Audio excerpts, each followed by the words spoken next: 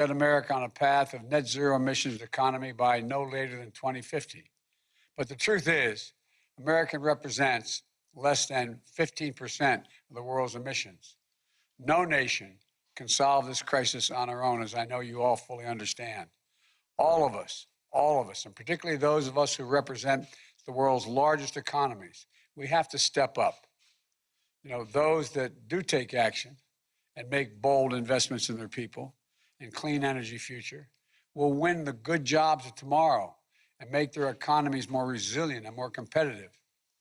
So let's run that race. Win more sustainable future than we have now. Overcome the existential crisis of our times. We know just how critically important that is, because scientists tell us that this is the decisive decade. This is the decade we must make decisions that will avoid the worst consequences of the climate crisis. We must try to keep the Earth's temperature and to an increase to 1.5 degrees Celsius. You know, the world beyond 1.5 degrees means more frequent and intense fires, floods, droughts, heat waves, and hurricanes, tearing through communities, ripping away lives and livelihoods. Increasingly, dire impacts to our public health. It's undeniable, you know, the idea of accelerating and punishing the reality that will come if we don't move.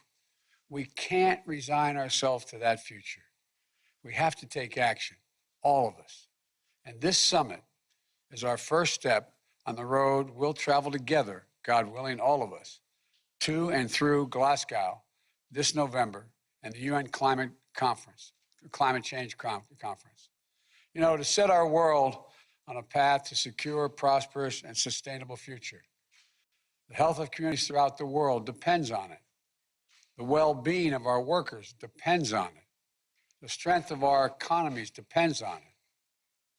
The countries that take decisive action now to create the industries of the future will be the ones that reap the economic benefits of the clean energy boom that's coming.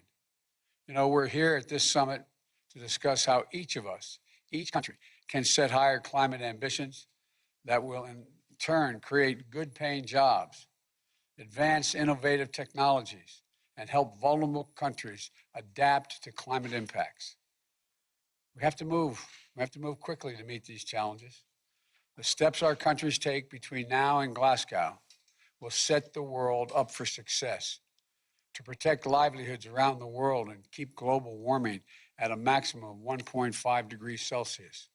We must get on the path now in order to do that.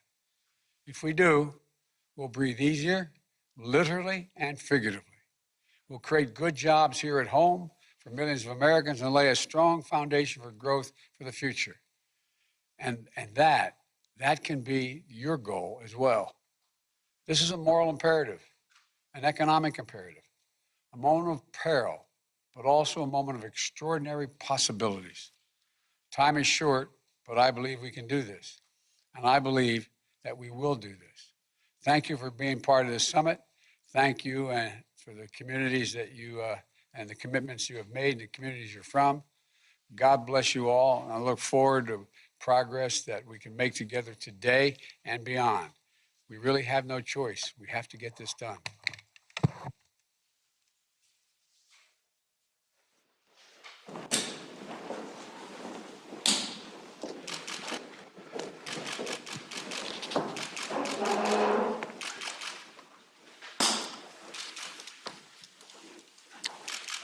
Good morning, good afternoon, good evening. We are so grateful to have all of you with us today. As President Biden and Vice President Harris have made clear, this administration intends to do more than any in U.S. history to meet the climate crisis. What the United States can do at home can make a significant contribution toward keeping the Earth's warming to 1.5 degrees Celsius. That's why we're raising our ambitions, as the President described, and we will meet the new targets we set. But of course, no country can overcome this existential threat alone. We're in this together. And what each of our nations does, or does not do, will not only impact people of our own country, but people everywhere. Many of us, perhaps all of us, feel a strong sense of urgency. That's why we're here. We hope that will translate into making the progress necessary during this critical year and over this decisive decade. The consequences of falling short are clear. Every one of our countries is already experiencing the impact of climate change, and they'll only get worse. More frequent and more intense storms, longer dry spells, bigger floods, more people displaced, more pollution, higher health costs. And climate change can drive the spread of disease, food insecurity, mass migration, and conflict. All of these consequences are hitting underserved and marginalized communities in our countries the hardest. And some countries are experiencing much more severe impacts than others, something we must acknowledge and address. But, as the President said, it would be a mistake to think about climate only through the prism of threats. As we take concrete actions to reduce emissions and prepare for the unavoidable impacts of climate change, we have an opportunity to create sustainable, good-paying jobs, to promote not only greater growth, but greater equity, and to provide sustainable, reliable, affordable access to energy to more people, which is crucial to every aspect of human development. So we're rooting for every country, every business, every community around the world to succeed in this effort. In that spirit, as other countries strive to meet and raise their climate targets, the United States will mobilize resources, institutional knowledge, and technical expertise from across our government, the private sector, civil society, and research universities to help. We want every country here to know we want to work with you to save our planet, and we're all committed to finding every possible avenue of cooperation on climate. If we work together, we can do more than just address this crisis. We can turn it into an opportunity to improve our societies and deliver for people worldwide. And we can lay the foundation for cooperation on other shared challenges. There are many issues on which we don't all see eye to eye. This isn't one of them. No matter what country we're from, we know the world that we want to pass on to our children and our grandchildren. I can think of no better or more urgent cause to bring us together. It's now my honor to call on His Excellency, the Secretary General of the United Nations, Antonio Guterres.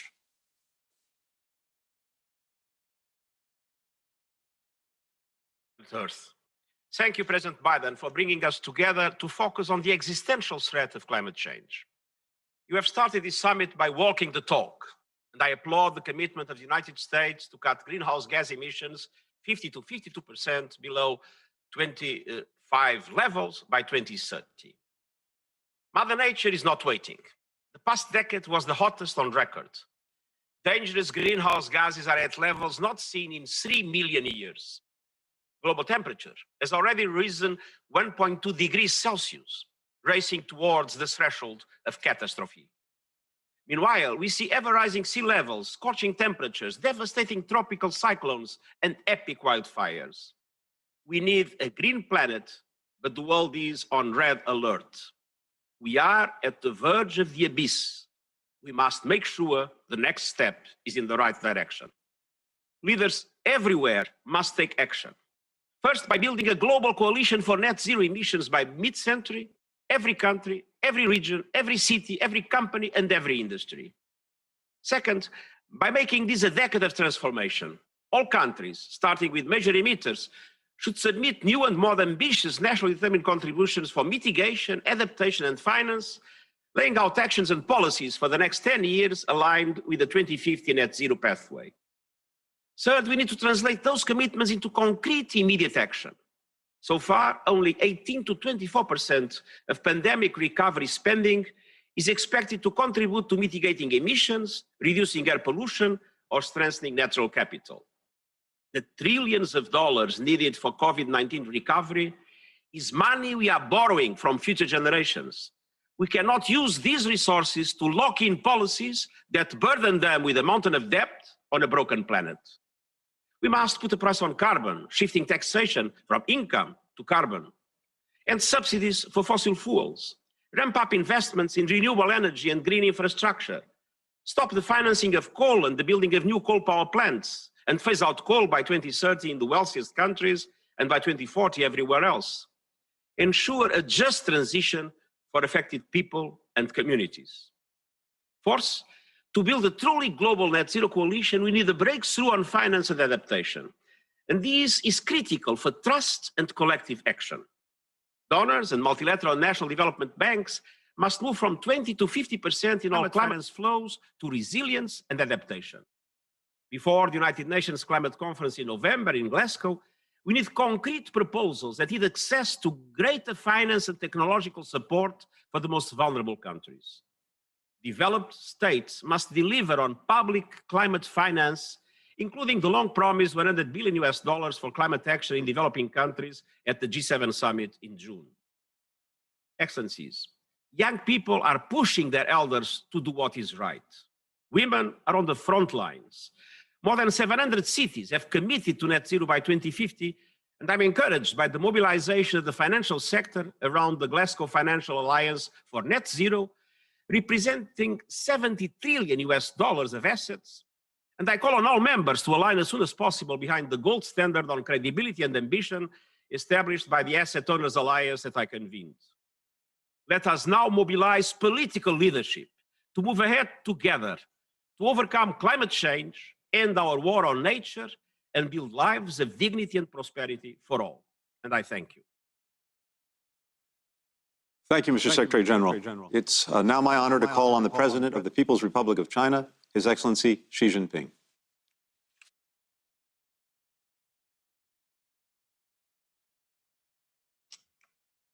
尊敬的拜登总统，尊敬的各位同事，很高兴应邀出席领导人气候峰会。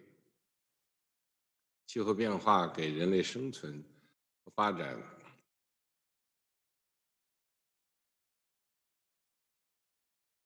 人与自然 needs to come together to foster a community of life for man and nature. First, we must be committed to harmony between man and nature. All things that grow live in harmony and benefit from the nourishment of nature. Mother Nature has nourished us, and we must treat nature as our root. Respect it, protect it, and follow its laws. We should protect nature and preserve the environment like we protect our eyes. Second, we must be committed to green development. Green mountains are gold mountains. To protect the environment is to protect productivity, and to improve the environment is to boost productivity. The truth is as simple as that. We need to make sure that a sound environment is there to buttress sustainable economic and social development worldwide. Third, we must be committed to systemic governance. Mountains, rivers, forests, as well as farmlands, lakes, grasslands, and deserts all make indivisible parts of the ecosystem. We need to properly balance all elements and aspects of nature and maintain overall balance in the ecosystem. Fourth, we must be committed to a people-centered approach. The environment concerns the well-being of people in all countries.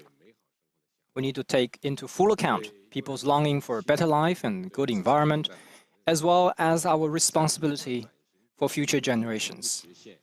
We need to deliver social equity and justice in the cause of green transition and increase people's sense of benefit, happiness, and security. Fifth, we must be committed to multilateralism.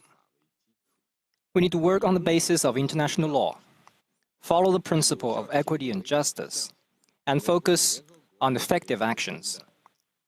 We need to uphold the UN-centered international system, comply with the UN Framework Convention on Climate Change and its Paris Agreement, and strive to deliver the 2030 Agenda for Sustainable Development.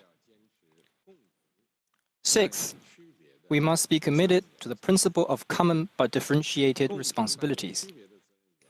The principle of common but differentiated responsibilities is the cornerstone of global climate governance. We need to give full recognition to developing countries' contribution to climate action and accommodate their particular difficulties and concerns. Developed countries need to increase climate ambition and action and make concrete efforts to help developing countries accelerate the transition to green and low-carbon development. Not long ago, the Chinese and US sides released a joint statement addressing the climate crisis. China looks forward to working with the international community, including the United States, to jointly advance global environmental governance. Colleagues, the Chinese civilization has always valued harmony between man and nature. It has been our constant pursuit that man and nature could live in harmony with each other. China will follow the thought on ecological civilization and implement the new development philosophy. We will continue to prioritize ecological conservation and pursue a green and low-carbon path to development. China will strive to peak carbon dioxide emissions before 2030 and achieve carbon neutrality before 2060. China has committed to move from carbon peak to carbon neutrality in a much shorter time span than what might take many developed countries, and that requires extraordinarily hard efforts from China. Support is being given to encourage peaking pioneers from localities, sectors, and companies. We will strictly control coal-fired power generation projects. We will strictly limit the increase in coal consumption over the 14th five-year plan period and phase it down in the 15th five-year plan period. China will host COP15 of the Convention on Biological Diversity and support COP26 of the UNFCCC in achieving positive outcomes. China will promote joint efforts to build a green Belt and Road to benefit the people of all countries. I am confident that as long as we unite in our purposes and efforts, we will rise above the global climate and environment challenges and leave a clean and beautiful world to future generations. Thank you. Thank you very much, Mr. President. I now call upon the Prime Minister of the Republic of India, His Excellency Narendra Modi.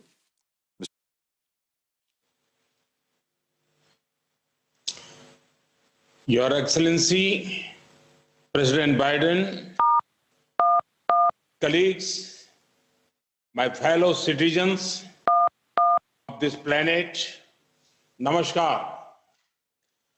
I would like to thank President Biden for taking this initiative. Humanity is battling a global pandemic right now. And this event is a timely reminder that the grave threat of climate change had not disappeared. In fact, climate change is a lived reality for millions around the world. Their lives and livelihoods are already facing its adverse consequences. Friends, for humanity to combat climate change, concrete action is needed. We need such action at a high speed, on a large scale, and with a global scope. We in India are doing our part. Our ambitious renewable energy target of 450 gigawatts by 2030 shows our commitment. Despite our development challenges, we have taken many bold steps on clean energy, energy efficiency, afforestation, and biodiversity. That is why we are among the few countries whose NDCs are 2 degrees Celsius compatible.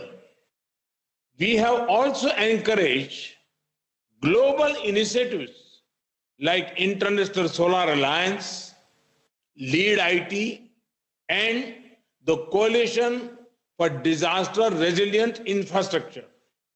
Friends, as a climate responsible developing country, India welcomes partners to create templates of sustainable development in India.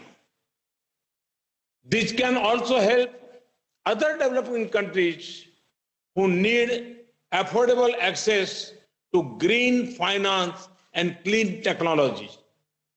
That is why President Biden and I are launching the India-US Climate and Clean Energy Agenda 2030 Partnership.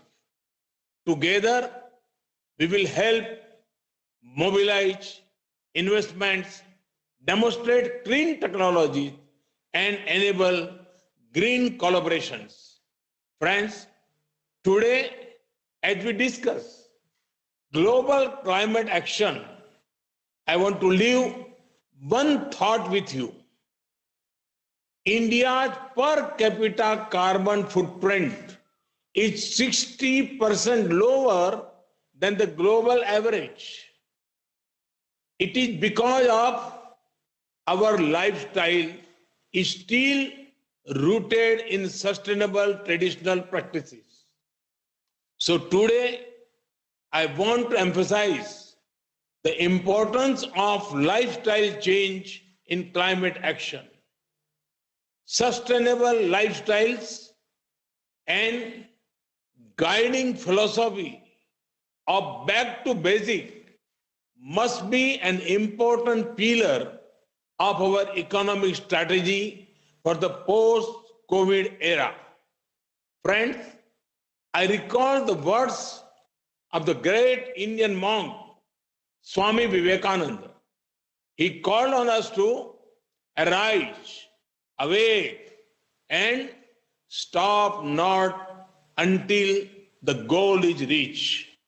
Let us make this decade of action against climate change. Thank you. Thank you very much. Thank you very much, Mr. Prime Minister. And now, the Prime Minister of the United Kingdom of Great Britain and Northern Ireland, the Right Honourable Boris Johnson. Mr. Prime Minister.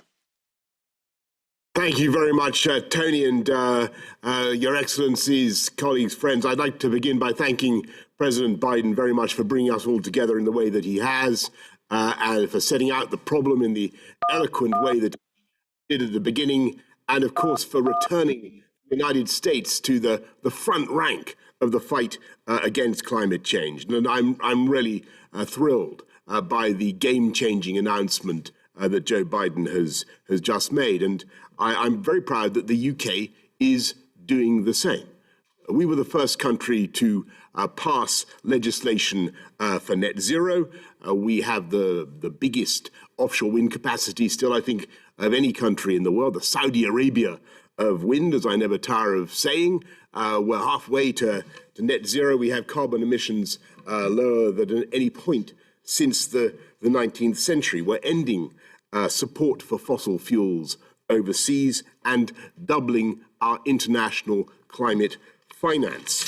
And we're actually speeding up because we see the obligation, as colleagues have just pointed out, for developed countries to do more. We're legislating to deliver 78% of the reductions needed to reach that goal by 2035. And as host of COP26, we want to see similar ambitions around the world. And we're working with everybody, from the smallest nations to the biggest emitters, to secure commitments that will keep change to within 1.5 degrees. And I think we can do it.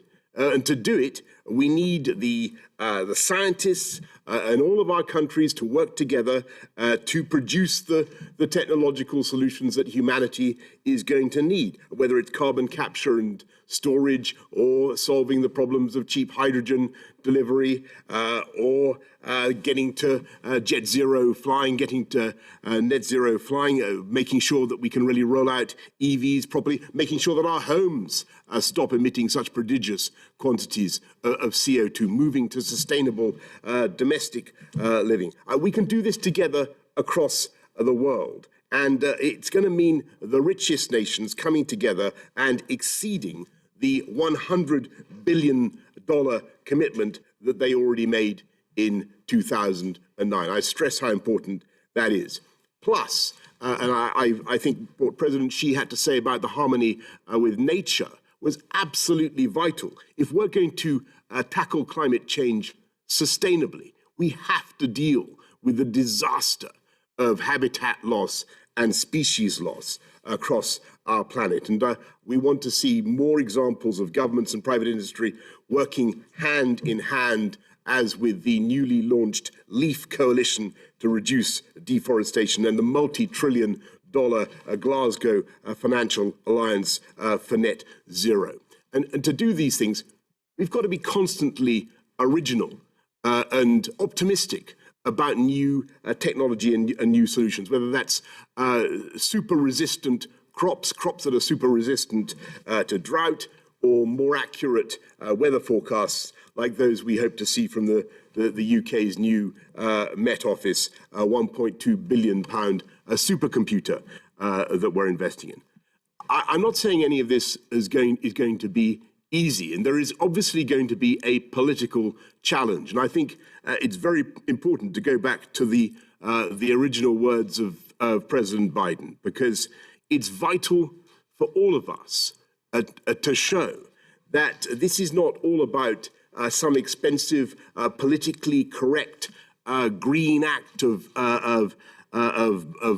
bunny hugging, or however you want to put it. I'm not wrong with bunny hugging, but you know what I'm driving at, friends and colleagues. This is about growth and jobs, and I think the president was absolutely right to stress that. And I want to leave you with the thought that we can build back better from this pandemic by building back greener. And don't forget that the UK has been able to cut our own CO2 emissions by about 42% on 1990 levels, and we've seen our economy grow by 73%. You can do both at once. Cake, have, eat is my message to you. So let's work together on this. Let's go to Kunming in October and then Glasgow in November, armed with ambitious targets and the plans required to meet them.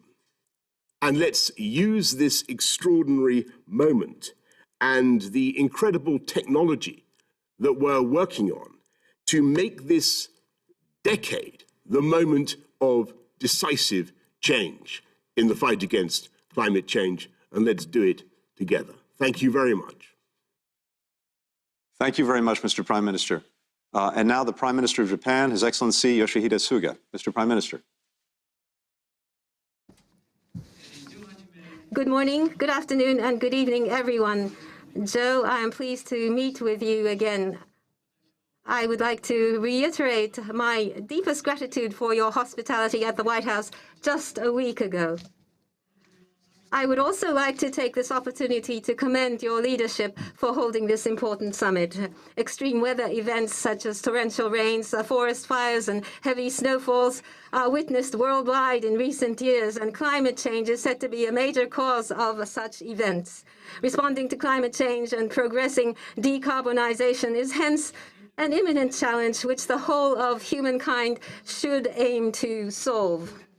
At the same time, our response to climate change is no longer a constraint on our economy. Rather, it will be the driving force of the long-term dynamic growth of not only Japan, but also the whole world. With this vision in mind, in the fall of last year, immediately after assuming my office as Prime Minister, I declared that Japan will aim for net zero by 2050. We will take a big step toward the resolution of this global issue. Japan aims to reduce its greenhouse gas emissions by 46% in the fiscal year 2030 compared to the fiscal year 2013 as an ambitious target which is aligned with the long-term goal of net zero by 2050. Furthermore, Japan will continue strenuous efforts in its challenge to meet the lofty goal of cutting its emission by 50%. Such a goal of 46% in reductions would mean that Japan will raise our current target by more than 70%, and it will certainly not be an easy task. However, by defining a top-level ambitious target appropriate for the next growth strategy of the nation which underpins global manufacturing, Japan is ready to demonstrate its leadership for worldwide decarbonization. From now on, we will accelerate our deliberations for establishing concrete measures toward achieving the target. Japan, in order to create a virtuous cycle of the economy and the environment and to grow strongly towards our ambitious goal for 2030, will work to maximize the utilization of decarbonized power sources such as renewable energy and take incentive measures sufficient for inducing investment by companies. The national and subnational governments of Japan will work together to aim for achieving decarbonization in more than 100 subnational regions across the country by 2030. Japan will also work for the realization of innovation that will enhance production and secure sustainability in food, agriculture, and the forestry sectors. Furthermore, Japan will advance the transition to a circular economy, thereby creating new industries and employment. Japan will continue its unceasing efforts toward 2030 and 2050. Global decarbonization is what cannot be achieved by the efforts of one country alone. It is a challenge that requires the whole international community to be united as one. We can create global waves for climate change measures with ambitious targets presented and implemented by countries attending the summit today who are responsible for around 80% of global emissions, thereby overwhelming the whole world with our waves. Joe, on the occasion of my recent visit to the United States last week, I had the pleasure to confirm with you our commitment to lead the world global decarbonization efforts. In more concrete terms, Joe and I launched Japan-U.S. Climate Partnership on Ambition, Decarbonization, and Clean Energy. Based on this partnership, Japan and the United States will work to promote worldwide decarbonization and continue cooperation in each area of the implementation of the Paris Agreement, clean energy technologies and innovation, and accelerating transition of developing countries, including Indo-Pacific countries, to a decarbonized society. In parallel to such bilateral efforts, Japan has provided public and private climate finance amounting to approximately 1.3 trillion Japanese yen, which is equivalent to approximately $11.8 billion US. We announced that we will make contributions of up to $3 billion US to the Green Climate Fund. We will support the global transition to decarbonization by maximizing the use of Japan's leading technologies in areas such as energy efficiency, hydrogen, and CCS, carbon capture and storage. In the area of adaptation, Japan will promote international cooperation to address the impacts hitting vulnerable states in the world. No other time than now does international society require further solidarity for the realization of a decarbonized society. Japan, as a nation that puts utmost importance on multilateral approaches, is determined to take the lead in solving the challenge of climate change for the whole of humankind by cooperating with each country and international organizations for the coming months leading up to COP26 and beyond. Thank you for your attention.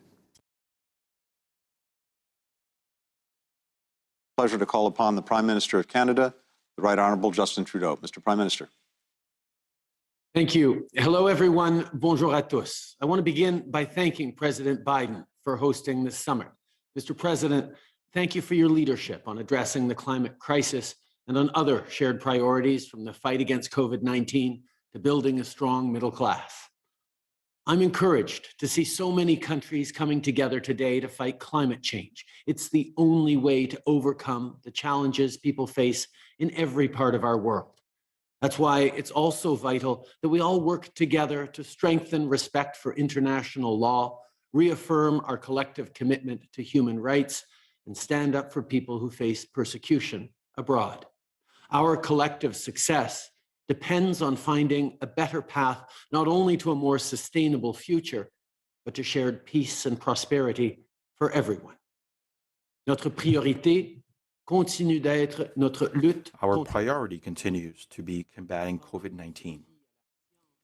We rely on science to save lives and develop vaccines, But we must also listen to climate science, which tells us that we are facing an existential threat. Against a polluted planet. When Canadians elected us 5 years ago, our emissions were projected to keep rising through 2030. But with hard work and a solid plan, Canada is now on track to blow past our old target of 30% reduction below 2005 levels. Last December, we strengthened our climate plan to reduce more emissions, including with a world-leading price on pollution. This week, we made additional investments in the budget, and today, Canada is in a position to raise our climate ambition once again. Our new climate target for 2030 is to reduce our 2005 emission levels by 40 to 45%. And we will continually strengthen our plan and take even more actions on our journey to net zero by 2050. Seules les politiques climatiques sérieuses donnent des résultats. Only bold climate policies lead to bold results. For example, you can no longer pollute in Canada for free. In 2030, our carbon price will reach $170 per ton. Climate ambition and economic ambition go together. That's why we're investing in public transit, clean energy, retrofitting homes, and decarbonizing industry like steel, cement, and aluminum to secure our clean industrial advantage. We're also banning harmful single-use plastics, protecting 30% of our oceans and land, and planting 2 billion trees. And we will make it law to respect our new 2030 target and achieve net zero emissions by 2050. That's our local story. And it could be part of a global success story too. In Canada, we've worked hard to get to over 80% emissions-free electricity, and we're not going to stop until we get to 100%. If major economies in the room were to follow Canada's lead and adopt a rising price on pollution and commit to phase out coal plants, we would accelerate our global path for a safe, prosperous net zero future. Le Canada est un pays qui produit et exporte de l'énergie. Canada is a country that produces and exports energy. And so I understand that this will not be easy. We are all facing different realities, but if all governments and Indigenous peoples and different sectors can all come together and work together, then we should be able to find solutions and create real change. And that is why we're here today. Thank you very much. Thank you very much, Mr. Prime Minister. I now call upon the Prime Minister of the People's Republic of Bangladesh, Her Excellency Sheikh Hasina. Madam Prime Minister.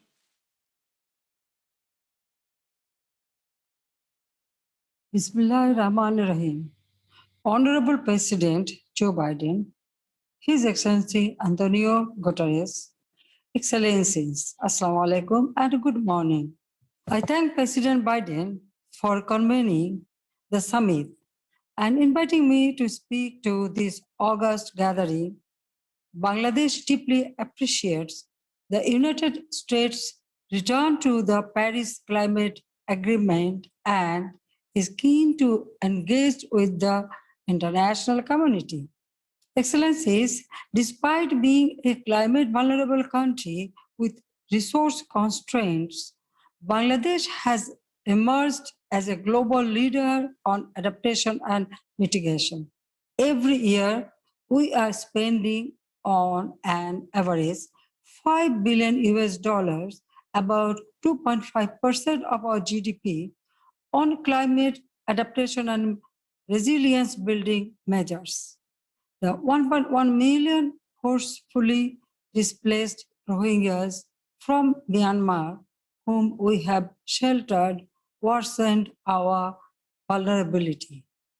Bangladesh is pursuing a low-carbon development path to raise our national determined contribution, NDC, and adaptation ambition. We have included new sectors in addition to the existing energy, industry, and transport sectors in the mitigation process. We are planning to submit a quantified, ambitious NDC by June 2021. Excellencies, Bangladesh is observing Mujib Year, marking the birth centenary of the father of the nation, Bangabandhu Sheikh Mujibur Rahman.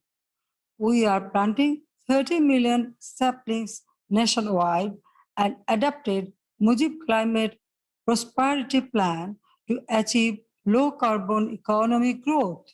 As the chair of the Climate Vulnerable Forum and B20, Bangladesh's key focus is to uphold the interest of the climate vulnerable countries.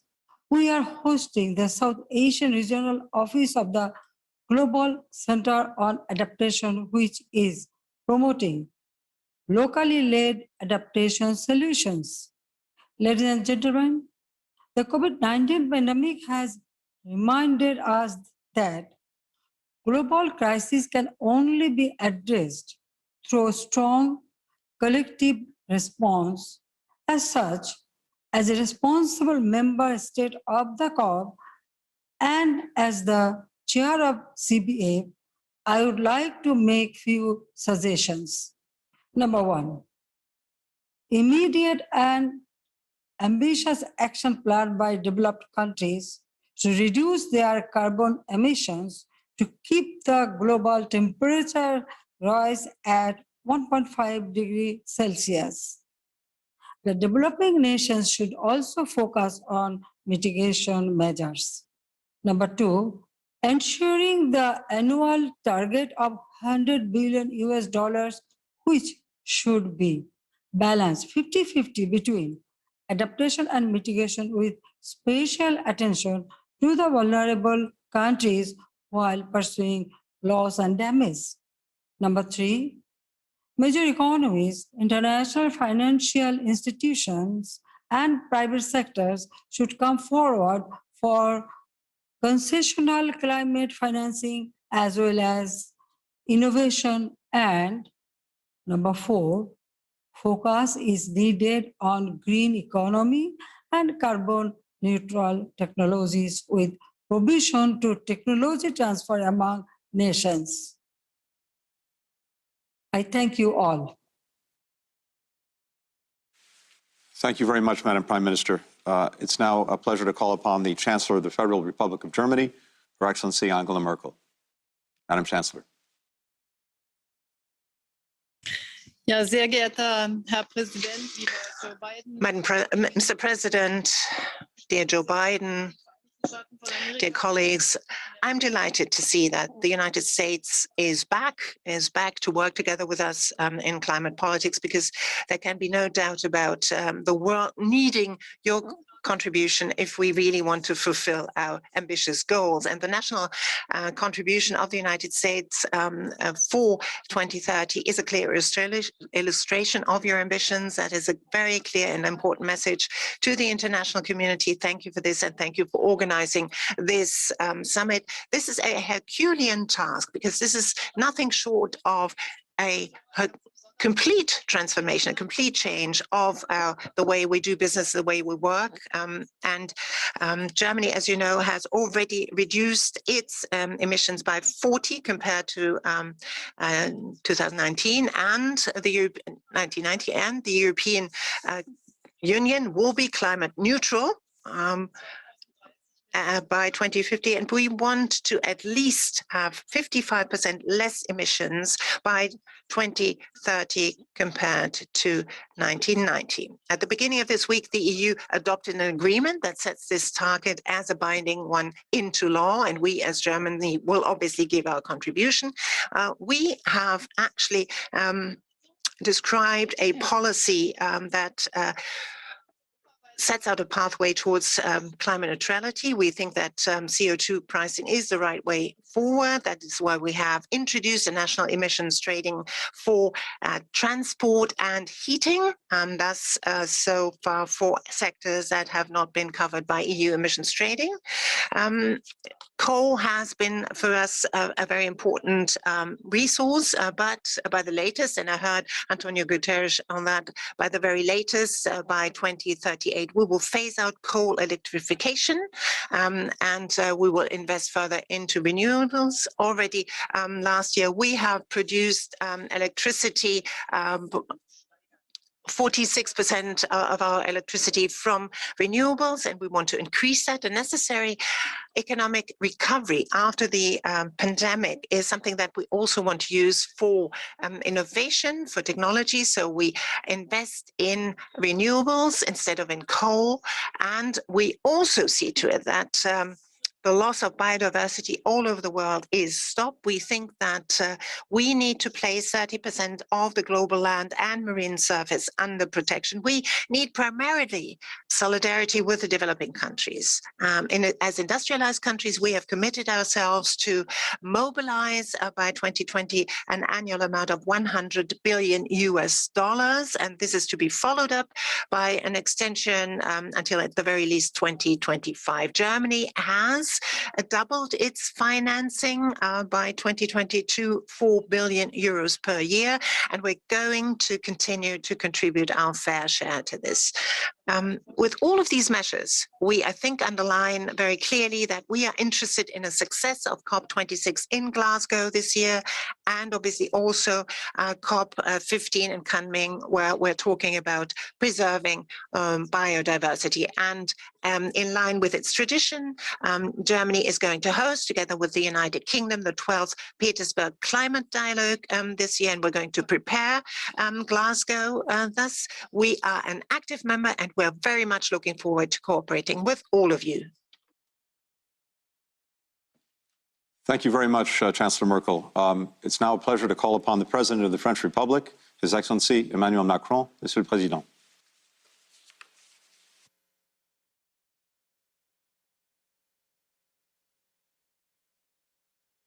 Mesdames et messieurs les chefs d'État et de gouvernement. Thank you. Mesdames et messieurs les chefs d'État et de gouvernement, Monsieur le Président des États-Unis, cher Joe Biden, merci avant toute chose de nous avoir réunis aujourd'hui.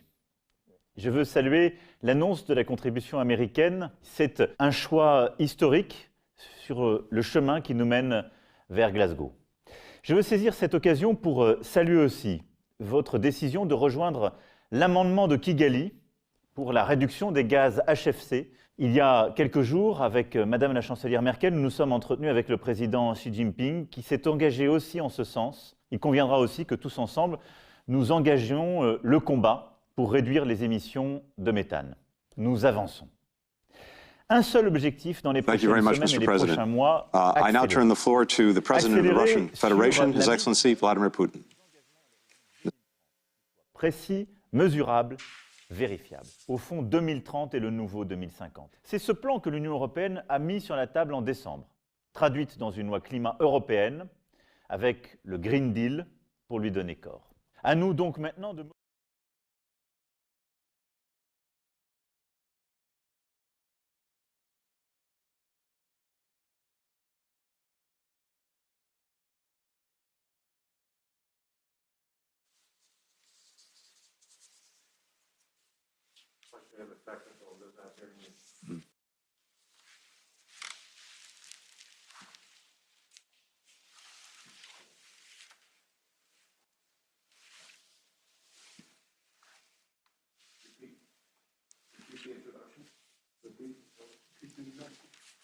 The floor is now to the President of the Russian Federation, Mr. Vladimir Putin. Mr. President.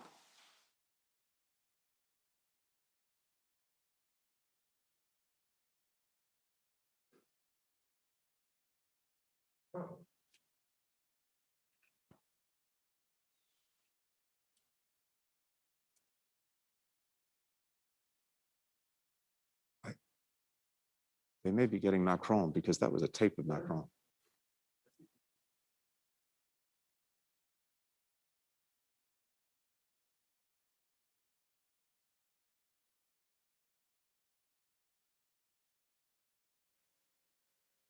Mr. President, colleagues, ladies, gentlemen, our discussion today demonstrates how deeply we all share the concern with regard to global climate change, and how much we're all interested in redoubling the international effort to address this issue. Whether this effort proves successful will largely determine the future of our planet, the development prospects of each country, as well as the well-being and quality of life of our citizens. We believe there is a solid legal framework for international collaboration in controlling and reducing greenhouse gas emissions, namely the universal agreements reached under the UN auspices. I'd like to stress that Russia treats its international commitments with the utmost responsibility in this sphere, and I refer in particular to the implementation of the UNFCCC, the Kyoto Protocol, and the Paris Agreement. We take active effort in Russia to build modern legislation that allows both controlling carbon emissions and creating incentives for their reduction. Yesterday, I presented my annual address to the Federal Assembly of the Russian Federation, and among our social and economic priorities, I listed the task of significantly reducing the net accumulated emissions in our country by 2050. I'm confident that despite Russia's size, its geography, climate, and economic structure, this task is achievable. We shouldn't forget, as colleagues have already pointed out throughout this summit, recollecting the 90s, that as compared to the 1990 level, Russia has reduced its greenhouse gas emissions to a greater extent than many other countries.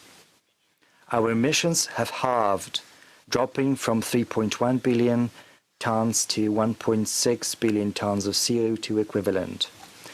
This has become possible because of a fundamental restructuring of our industry and energy that has been underway for the last 2 decades. As a result, as of now, 45% of our energy mix is accounted for by low-emission energy sources, including nuclear generation. And as is well known, the greenhouse gas emissions from nuclear power plants stand at almost zero throughout all of the life cycle of nuclear power plants. We intend to further improve our capacities for using associated petroleum gas and carry out a large-scale campaign for environmental modernization and greater energy efficiency across all economic sectors to ensure carbon capture, storage, and use from all sources. We're also building an infrastructure for producing hydrogen to be used both as a fuel and an energy source.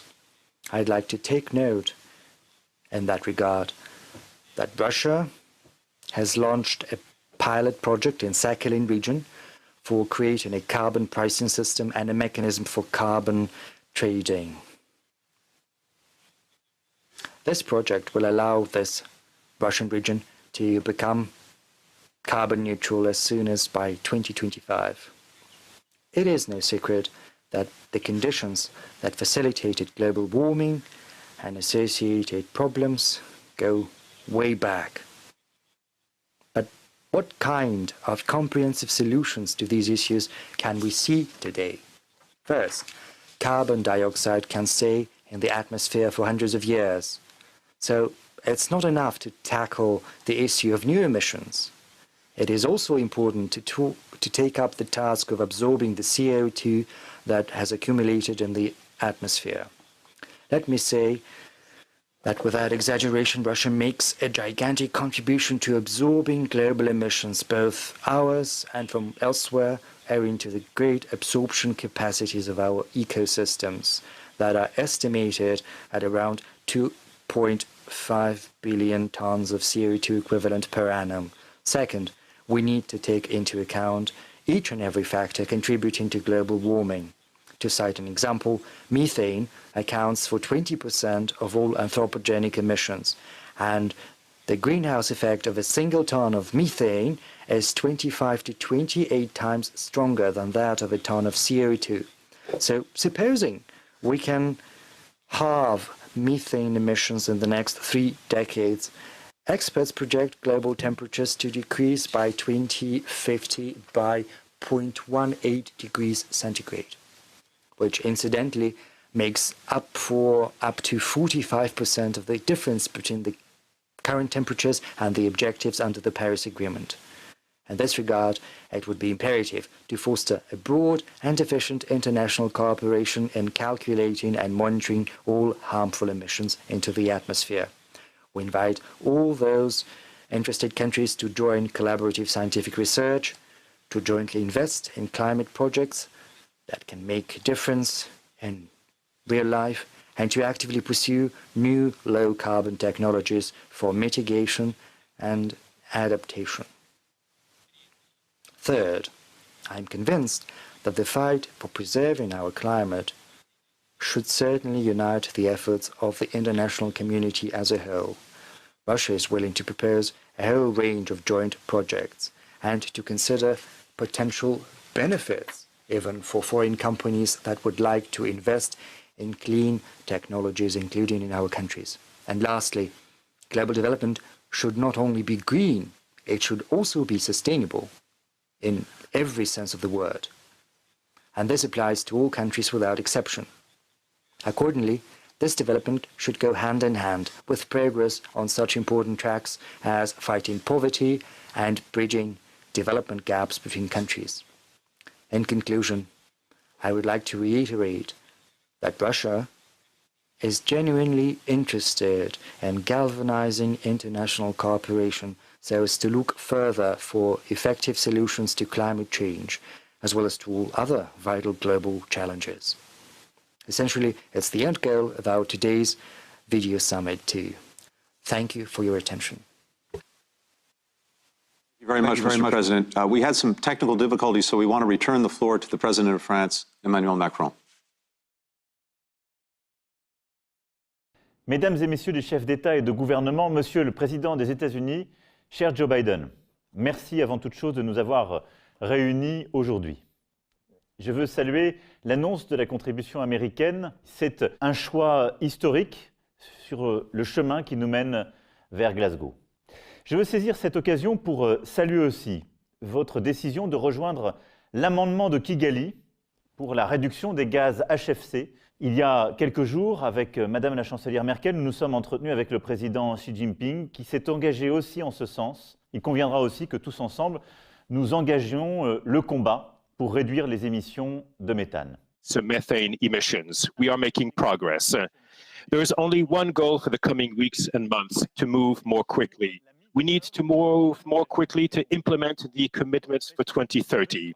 A plan of action that is clear, measurable, and verifiable. Basically, 2030 is the new 2050. It is this plan that the European Union put forward in December with its European Green Deal.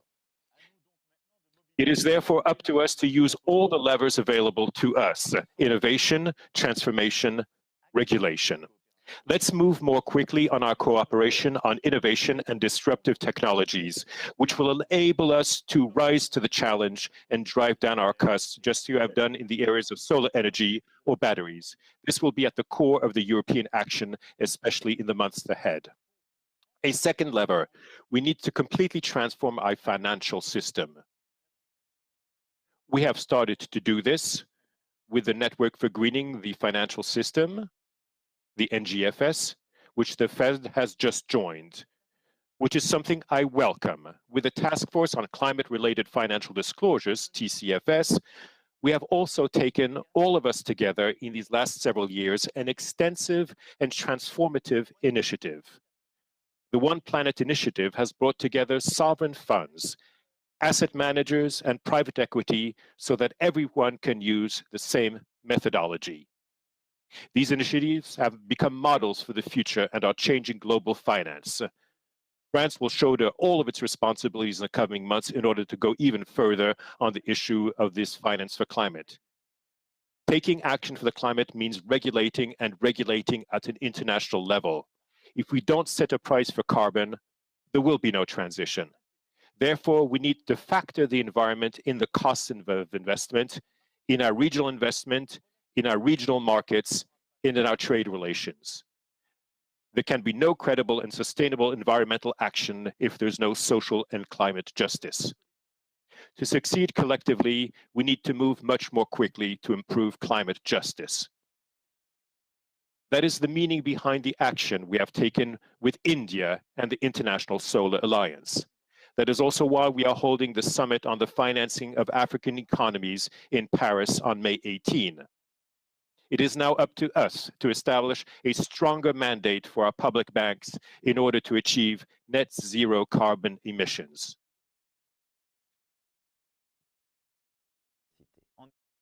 Le combat est le même, c'est un combat pour la planète. Is the same.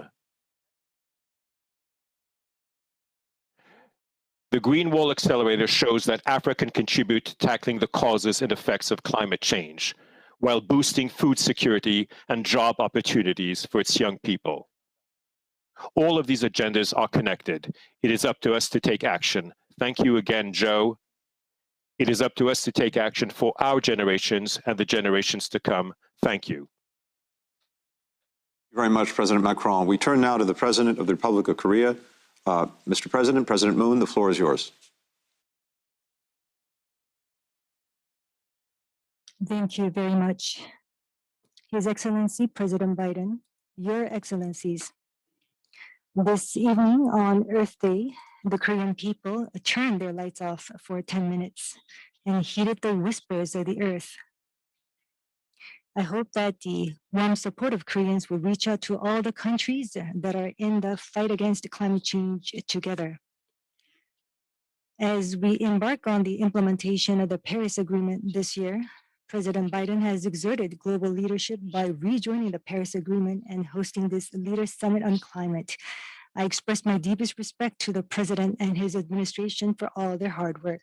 Your Excellencies, the people of Korea, amidst the challenges posed by COVID-19 last year, set the goal of carbon neutrality by 2050 and are now working to put together detailed scenarios. Today, on behalf of the Korean people, I am deeply pleased to make two pledges for achieving carbon neutrality. First, the Republic of Korea will further raise our nationally determined contribution for 2030 and submit it to the United Nations within this year. Last year, we replaced our previous reduction target based on BAU with an absolute target of cutting 24.4% from 2017 emissions level, making it our first upward adjustment. Now, in a strong aspiration to reach net zero emissions by 2050, we hope to enhance our NDC once again. Korea reached peak greenhouse gas emissions in 2018. And in the ensuing two-year period from 2019 to 2020, reduced more than 10% of emissions from 2018 level. Second, Korea will end all public financing for new overseas coal-fired power plants. Since the launch of my government, Korea has stopped issuing permits for building new domestic coal power plants, shut down 10 aged units earlier than scheduled, and as a result, drastically reduced its reliance on coal for power generation. Instead, we're swiftly ramping up the production of renewable energy, such as solar and wind power.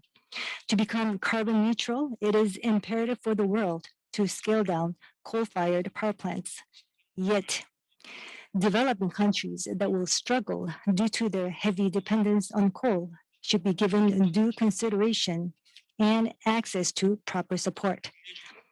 On the domestic front as well, we need countermeasures for addressing the negative impacts to related industries, businesses, and jobs, among others. With a view to promoting investment in renewable energy facilities, both in and outside Korea, we will actively seek to scale up green finance. In coming May, the second P4G summit will be held in Seoul. Member countries, civil society, industries, as well as other diverse partners will come together to accelerate the vision of carbon neutrality for humanity. As a host, Korea will exert every effort to prepare for the summit that inspires an actionable vision and stronger cooperation. I ask for your keen interest and participation so that the second P4G summit becomes a stepping stone to a successful COP26 this coming November. Thank you. Thank you very much, Mr. President. We turn the floor now to the President of the Republic of Indonesia, Joko Widodo. Mr. President, the floor is yours.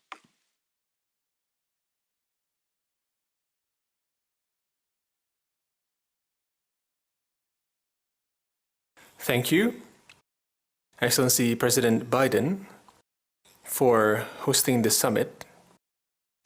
The impact of climate change stands directly before us. COVID-19 and the global recession further complicate these challenges. In this regard, allow me to share 3 reflections.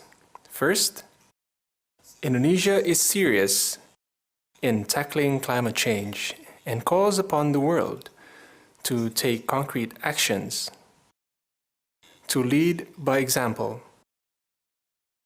As the largest archipelagic country and home to tropical forests, addressing climate change is Indonesia's national interest. Through policies, empowerment, and law enforcement, the rate of deforestation in Indonesia is at its lowest in the last 20 years.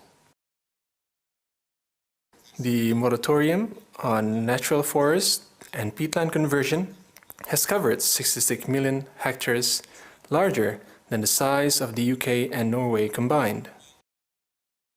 Forest fires have fallen by 82% at a time when some regions in the Americas, Australia, and Europe experienced the largest increase. Second, we must advance green development for a better world. Indonesia has updated its NDC to enhance the capacity of climate adaptation and resilience. We welcome the upcoming UNFCCC COP26 in the UK and look forward to an implementable and balanced outcome. We welcome several countries' target to achieve net zero emission by 2050. However, to ensure its credibility, such commitment should be implemented based on the 2030 NDC commitments. Developing countries will implement similar ambitions. If developed countries' commitments are credible, accompanied by concrete support, the fulfillment of commitments and support by developed countries are indeed a necessity. Third, to achieve the targets of the Paris Agreement and other shared agenda, global partnership must be strengthened, must build understanding and strategies to reach net zero emissions and towards UNFCCC COP26 Glasgow. Indonesia is accelerating its pilot projects for net zero emission, including in the construction of Indonesia Green Industrial Park, covering an area of 12,500 hectares in North Kalimantan, which will become the largest in the world. We are rehabilitating 620,000 hectares of mangroves by 2024, the largest in the world, with 4 times carbon absorption compared to tropical forests. Indonesia is open to investments and transfers of technology, including for energy transitions.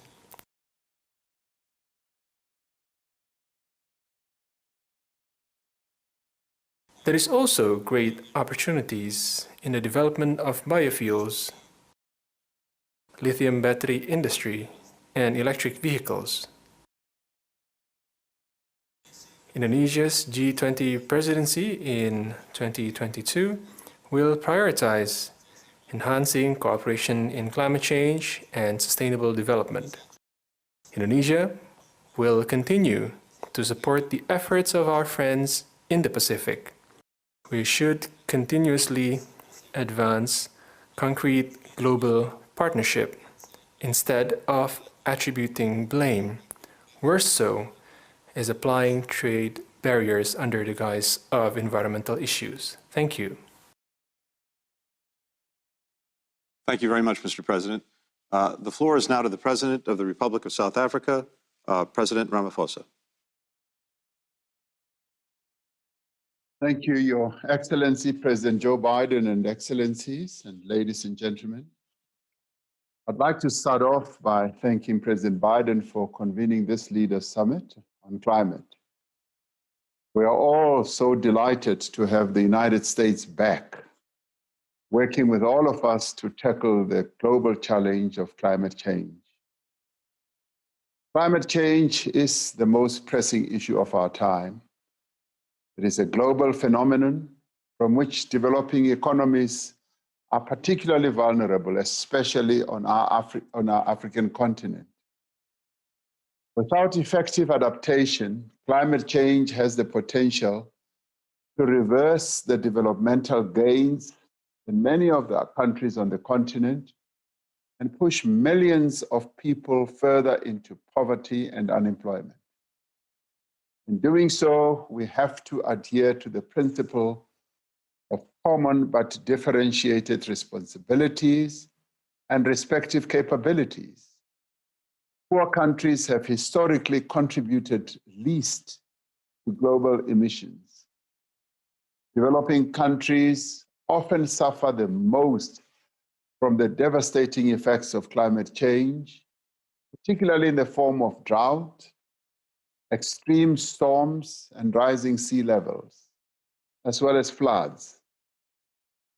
Consequently, developed economies, we hold the view, have a responsibility to support developing economies to enable them to mitigate and adapt to climate change.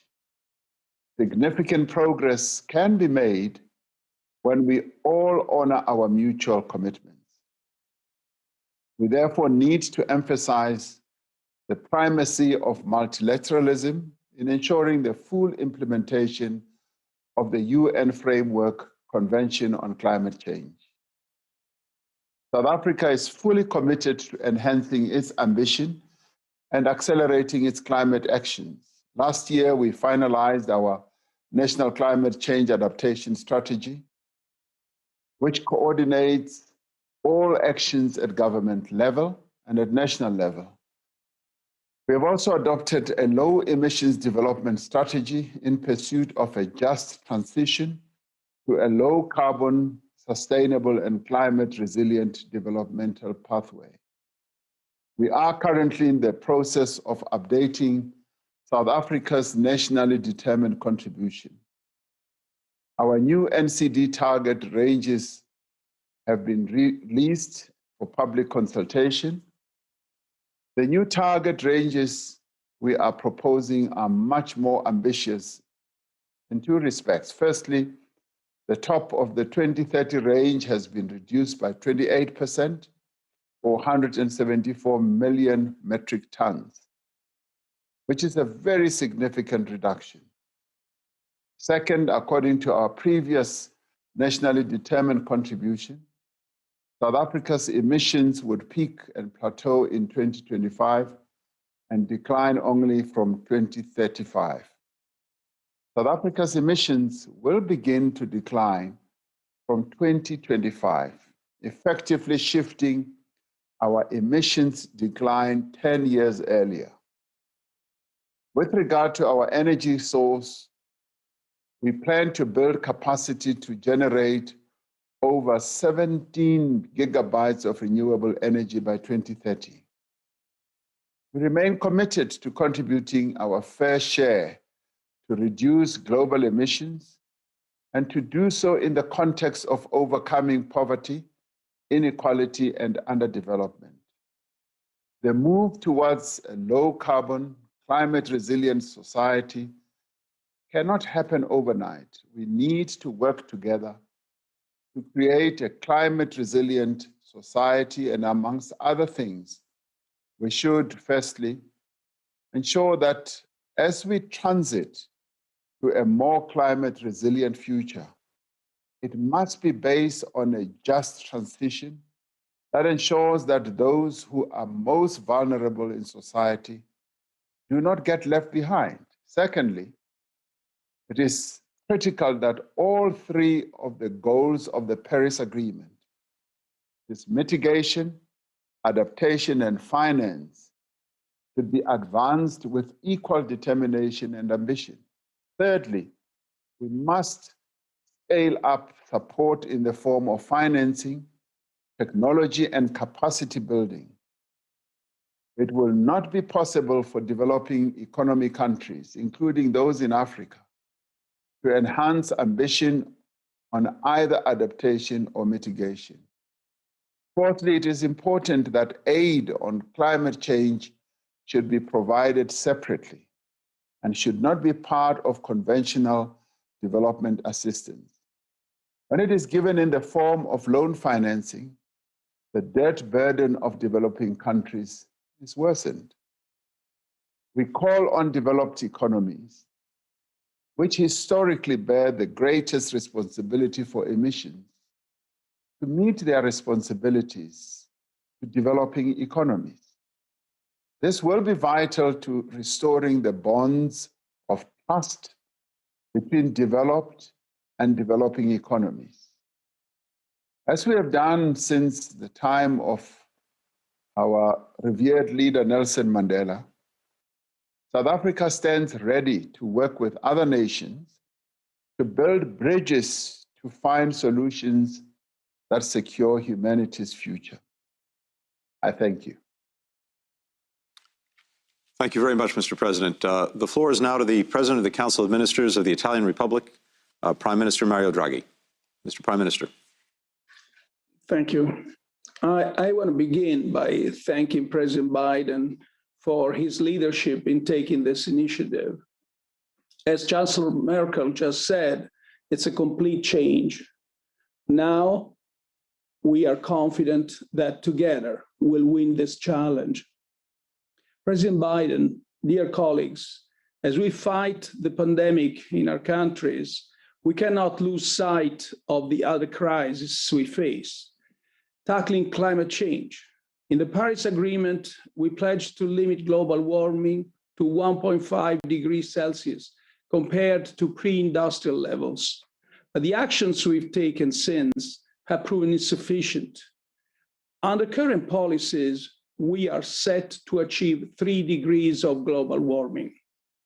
We need to reverse course and do it soon. The fiscal plans we are designing to help our countries recover from the COVID-19 offer a unique opportunity. We can transform our economies and pursue a greener and more inclusive growth model. In Europe, we launched a 750 billion euro joint plan, what we call the Next Generation EU. One of its objectives is to support the environmental transition in Europe and make the EU carbon neutral by 2050. Around 10% of it, roughly 70 billion euros, will go for investment in green infrastructures, circular economy, and sustainable mobility in Italy only. Italy is my own country, is a beautiful but a fragile country. The fight against climate change is a fight for our history, a fight for our landscapes. We need to frame our efforts towards sustainability within an effective and inclusive multilateral approach. Italy holds the presidency of the G20 this year, and the safeguard of our planet is the main objective of our program. G20 countries account for 75% of global emissions. We have a special responsibility in ensuring we deliver on the objectives of the Paris Agreement. The Italian presidency has proposed to hold a joint climate and energy ministerial meeting. A strong resolve by the G20 will also boost the chances for a successful COP26 conference in Glasgow. As the partner of the UK for COP26, Italy is committed to give its contribution by hosting the pre-COP26 in Milan and event Youth for Climate.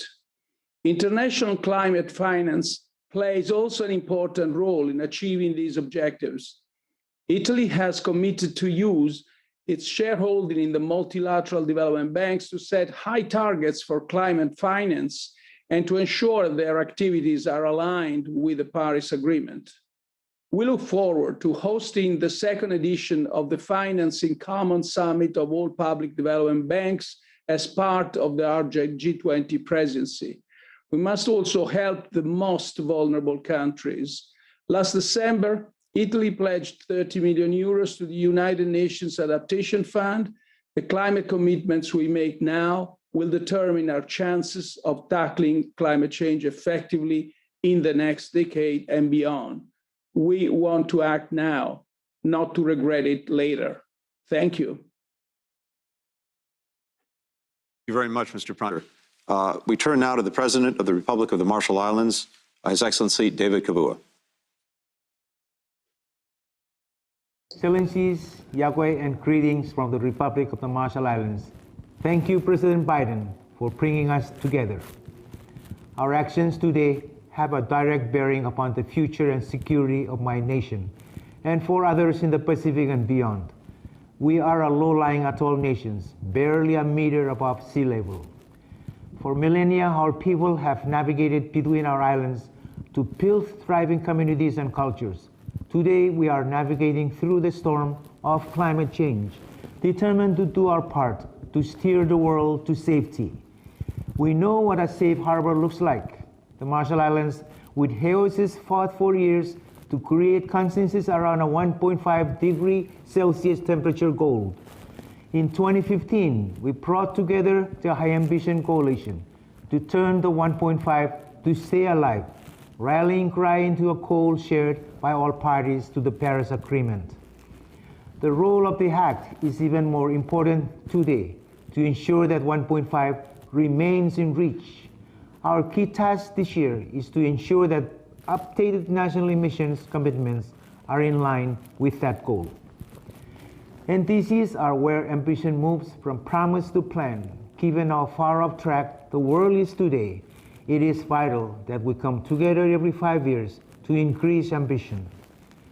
All nations should also be charting long-term net zero strategies and implementation pathways before COP26. Too often, vulnerable countries hear the excuse that steep emission cuts are too costly, but political signals, especially from the major economies, shape decisions on investment and innovation for low-carbon pathways. Now is the moment for this signal to be unequivocal. The recovery from COVID-19 gives us a rare chance to invest in a safer and healthier world. Sector-wide transformation are possible. Together with the Solomon Islands, we are pushing for stronger emission action at the IMO through a carbon levy to fund research and help the most vulnerable. Leading from front lines, we were the first to strengthen our NDCs in 2018, and we have a 2050 net zero strategy paired with an electricity roadmap as our implementation pathway. We recently celebrated the success of the Micronesia Challenge, and we'll be joining the local 2030 Islands Network. But all our actions will not be enough if big emitters fail to act.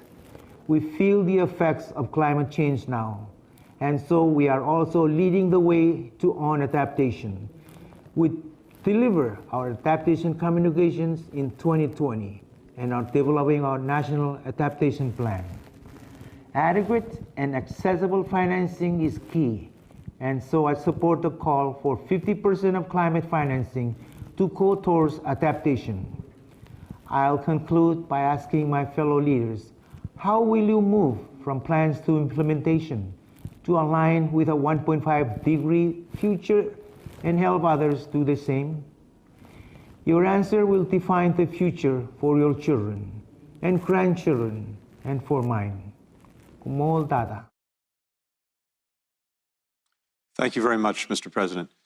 President Biden, we know you have to step away for a few moments. We look forward to having you back here shortly, but any words before you depart? I apologize for having to leave for a few minutes. I'll be back shortly, but it's an encouraging start. There's a lot to do. I get this feeling that we are really beginning to make some real progress, so I'm looking forward to hearing more. Thanks, Mr. President. The floor is now to the President of the Argentine Republic, His Excellency Alberto Fernandez. Mr. President.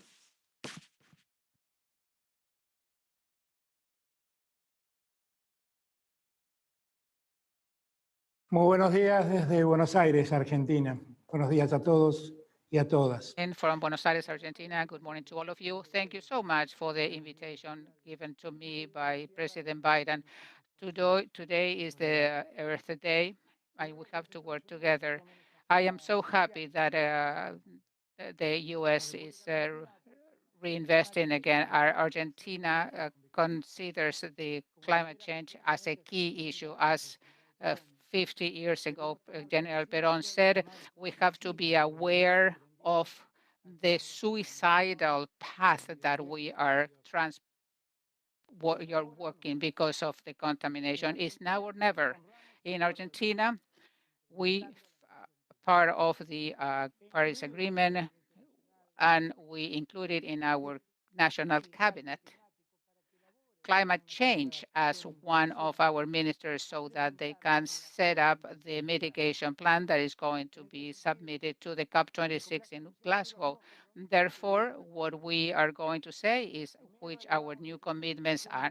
First, we're going to increase our contribution 27% vis-a-vis the 2016. There are two additional issues of what we submitted in 2016. This is coincides with the objective of 1.5 centigrades and net zero emission. We are committed to develop 30% of our energy network with renewables, and we have a plan, very efficient for the industry, transportation, construction. We will promote the adoption of cutting-edge technologies to reduce methane emissions and contaminants. We will also have a plan to export hydrogen. We will adopt very deep measures to eradicate illegal deforestation, and it will classified as a crime. We will have a new bill to protect native forests, and we will also promote the rapid law of education regarding environmental issues. We have to work together, and therefore we have to remember what our Pope Francis says. The social and ecological crisis are two faces of the same issue, and they are linked. And as President Macron just said, we need to renew the financial architecture. The agenda is very clear. We have to have soft loans with bilateral and multilateral banks. We have to pay for services and swap of debt for environmental actions. We cannot discriminate those countries that are the medium-sized countries, and we have to make sure that the qualified and the agents that qualify our countries have to be aware of what our realities are and what are the issues that make our countries go into debt, in this case due to the COVID, and we have to have better terms of payment. Therefore, I hope that out of this summit we have a new path. This is a time to dream. I talk to all my colleagues in Latin America and Caribbean. We have to coordinate regional measures, social measures. The new generations are looking at us. We cannot doubt anymore. Nobody can work by himself or herself. We have to work together. We have to have social justice, financial justice, and environmental justice. Thank you very much.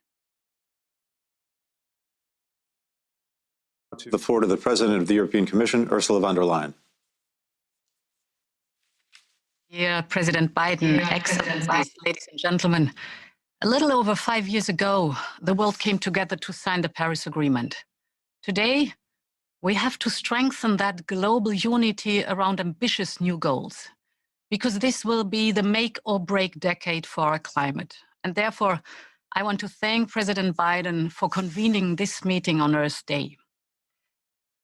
The Paris Agreement is humanity's life insurance. And at the COP26 in Glasgow, we must show that we all have understood this and that we are ready for more climate action, because we are getting dangerously close to 1.5 degrees of global warming. Science tells us it's not too late yet, but we must hurry up. And that is what Europe is doing. 11 days after taking office, my Commission launched the European Green Deal for transforming our economy.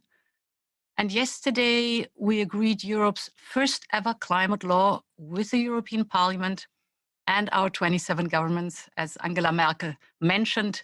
With this, we write into stone the goal to set out by the European Green Deal to make Europe climate neutral by 2050. And we have also agreed to reduce greenhouse gas emissions by at least 55% by 2030. In June, my Commission will table proposals to make Europe fit for 55. We will make emission trading work, not only for energy generation and industry, but also for transport and for buildings. Carbon must have its price, because nature cannot pay the price any longer. But Fit for 55 is not just about emissions. We will safeguard our nature and enhance biodiversity, going for nature-based solutions wherever possible. And we will ensure that all this is done in a just and inclusive way. Because for our ambition to succeed, we must leave nobody behind. Climate action is also a massive opportunity for our economies. It creates new markets, it mobilizes investment in new and transforming industries, and it unleashes innovation for a healthier and more prosperous future. And this is why 30% of Europe's recovery plan, Next Generation EU, Mario Draghi mentioned it, altogether 1.8 trillion euro, is earmarked for climate-related goals. The fight against climate change will be the engine for our global recovery. And it will be our compass for cooperation with all of you in many areas, in research, innovation, and breakthrough technologies through forums like Mission Innovation, or in helping vulnerable countries to become resilient to climate change. Europe wants to be the first climate neutral continent in the world, but to save the climate, we need the world. We need all major economies to take their responsibility and to turn the transition into an opportunity for all. Let's set together a new global benchmark for climate neutrality. Let us work together on a shared commitment and joint action for reducing emissions by 2030. This puts us on a pathway to net zero emissions by 2050.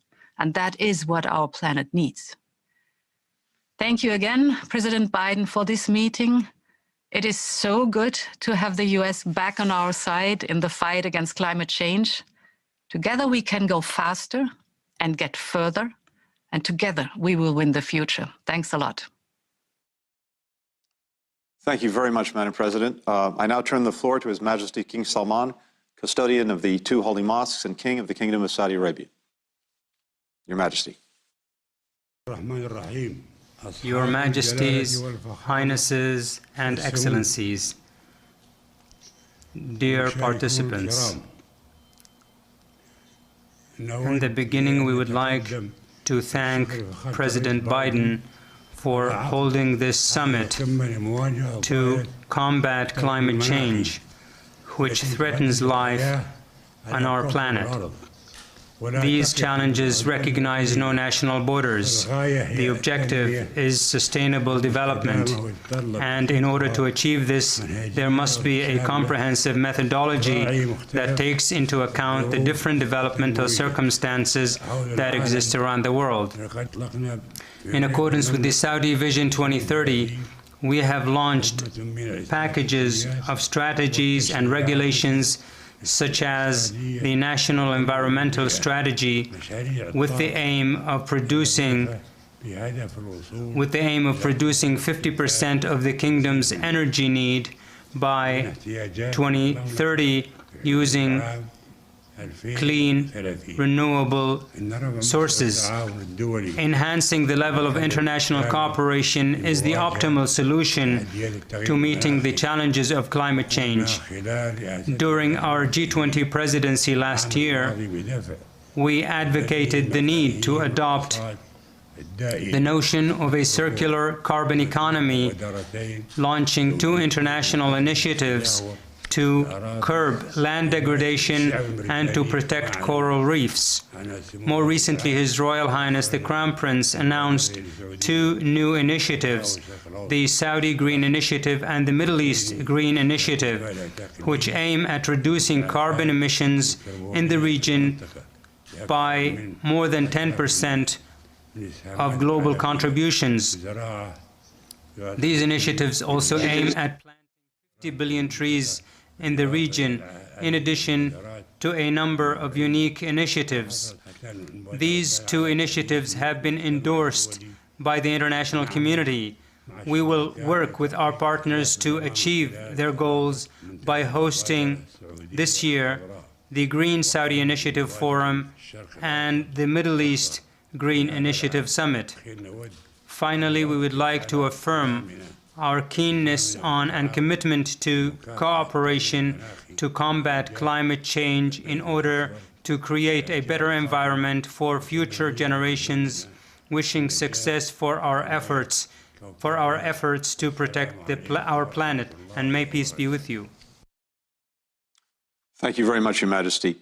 The floor is now to the President of the Federal Republic of Brazil, President Bolsonaro. Mr. President.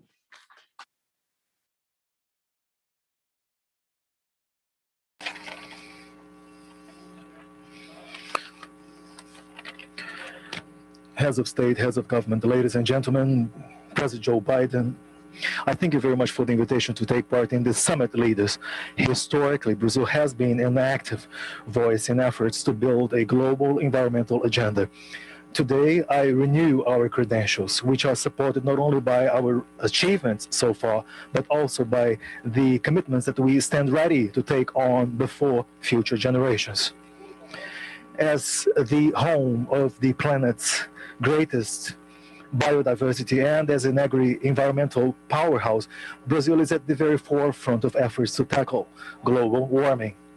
As we get together to discuss climate change, we cannot possibly forget the major cause of the problem at hand, and that is the burning of fossil fuels in the course of the past 2 centuries. Brazil has accounted for less than 1% of the historic greenhouse gas emissions, even as one of the world's largest economies. Currently, Brazil accounts for less than 3% of annual global emissions. We have in place one of the cleanest energy mixes in the world, marked by renewed investments in solar, wind, hydro, and biomass-based energy. We are a pioneering company, a pioneering country in the dissemination of biofuels, renewable biofuels such as ethanol, which help clean up our urban centers. In the countryside, we have promoted a green revolution based on science and innovation. We produce more using less resources, which makes Brazilian agriculture one of the most sustainable practices on the planet. We are proud to conserve 84% of the Brazilian Amazonian biome and 12% of the Earth's drinking water resources. As a result, in the past 15 years alone, we have avoided the emission of more than 7.8 billion tons of carbon into the atmosphere.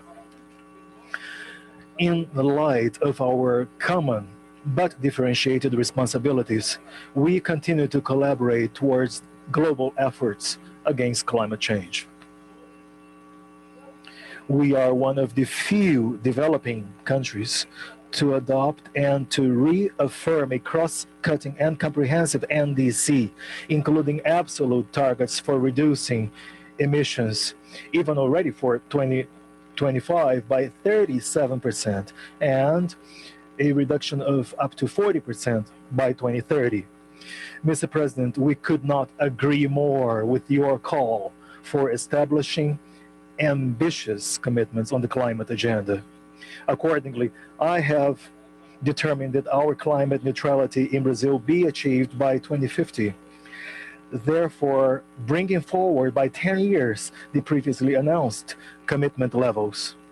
Among the measures that are required to that end, may I highlight here our commitment to eliminate illegal deforestation in Brazil by 2030, with full and prompt enforcement of the Brazilian Forest Code.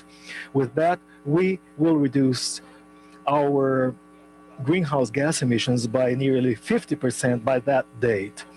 One must recognize that this will be a complex task. Command and control measures are part of the response. Despite our administration's budget constraints, I have nevertheless determined that the environmental bodies be further strengthened, thereby doubling funds allocated to inspection actions. But it is necessary to do more.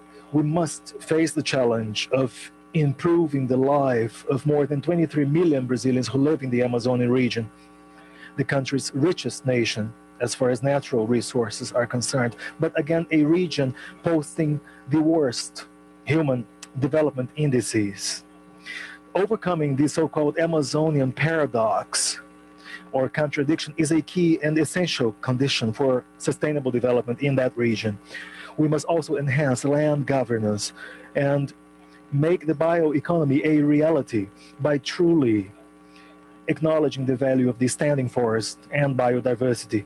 This must be an effort that will envisage and accommodate the interests of all Brazilians, to include indigenous peoples and traditional communities.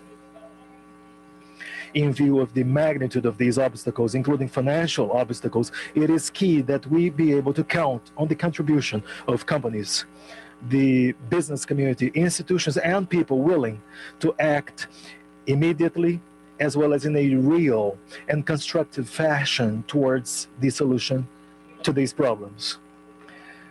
This year, the international community will have a unique opportunity to collaborate towards efforts to build our common future. COP26 will have as one of its main missions the task of fully adopting the mechanisms envisaged under Articles 5 and 6 of the Paris Agreement.